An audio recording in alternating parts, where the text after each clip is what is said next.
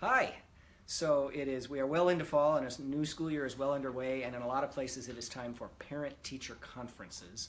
And as somebody who used to be a classroom teacher and is a current parent, and more importantly, whose organization, Search Institute, does a lot of work around the country with families and parents and parenting adults, I thought it might be useful to distill a few of the things we've learned from our work with families for those of you who are teachers getting ready for parent-teacher conferences this fall.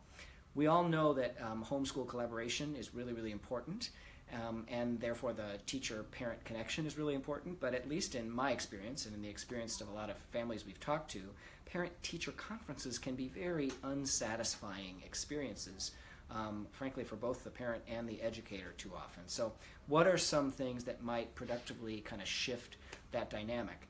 I should say at the outset, though, that I know this is not easy. First of all, you usually have limited time. There's a bunch of other parents waiting. You've got a lot to get done in a little amount of time. And so it's a logistical challenge, but also it's a challenge because in some ways there's kind of a paradox between what parents want you as a teacher to do during the conference. On one hand, they want you to be the expert who knows their content and knows instruction, but they also want to feel that you really value their opinion and their knowledge, of course, of their son or daughter. So that's kind of one paradox there. A second paradox is that they do want to know what their son or daughter needs to do to improve and to address the challenges, whether they're academic or behavioral. But at the same time, they want to be convinced or they want it conveyed that you don't see their son or daughter just as a problem or just from a deficit perspective. So it's a tough act that needs to happen in a very few minutes.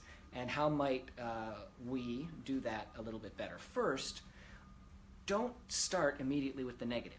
And it's understandable that you might do that when you have limited time, but it really sets the whole dynamic up that parents and teachers only talk when there's a problem. So even though there may be an urgent issue you need to put on that parent's radar screen, don't go immediately for the negative.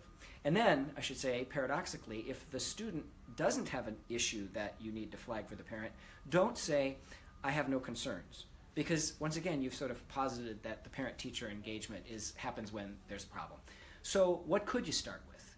I think whether you're teaching 3rd grade or 11th grade, the first thing is a simple plain language statement of a big picture thing that you hope their son or daughter gets out of the class. When I was teaching high school global studies, I used to say to parents, the biggest thing I hope your son or daughter gets from this class is an understanding of how the world today is getting increasingly closely connected through technology and trade and travel, and how that's creating some big new opportunities that are going to shape your son or daughter's life and some really big challenges. And then we went on to talking about the individual kid, but I wanted them to know a core thing that I hope their son or daughter took from the class. And by the way, you should try and convey that with a certain level of enthusiasm and excitement so that it's clear that you're pretty passionate about that content, or at least you really value it. So once you've briefly stated some big picture thing that you hope the student gets out of the class, that's when you probably need to move into the specifics of what you need to convey to the parent and talk about the grades or the assignment or the behavioral issue that you want to flag. But then as you're getting to the end of the conference, the key thing, the most important thing that has come out of our work with parents is this: ask a question. The dialogue in a parent-teacher conference should never be only educator to parent. The parent should have something, be asked to convey something about their son and daughter. They know that kid better than you as an educator will ever have a chance to get to know them. So what are a couple of options that you might use for a question of those parents? One that I found very successful and that we've heard parents think would be a valuable thing to be asked is, what do I need to know as your son or daughter's teacher to help him or her succeed in my class? What can you tell me about your kid that is relevant for the work I'm doing with her or him in school?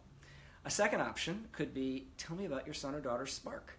What makes them want to get up in the morning? When are they most themselves? What is their interest or talent that really defines them? Those are just two options, and I'm sure there's many others, but the key idea is engage that parent in helping you understand their son or daughter. By the way, if you ask a question and if the parent gives you an answer, and then if you make a brief note to help yourself remember an insight that you got during the conference, not only will it be useful to you later on when you're working with the kid or even in preparing for the next time you see the parent at a conference, but it really conveys to the parent that, whoa, this teacher really cares about my perception of my son or daughter. So the key insight is try to convey to that parent or parenting adult that I see your kid for who he or she is, and I care about your kid.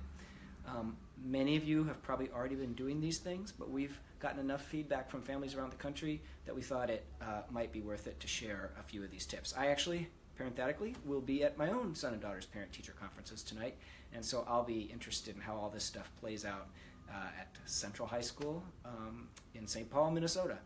For those of you out there who have ideas about this or thoughts, please put them in the comments field, because we're really interested in other practical strategies for really enhancing the effectiveness of these parent-teacher conferences.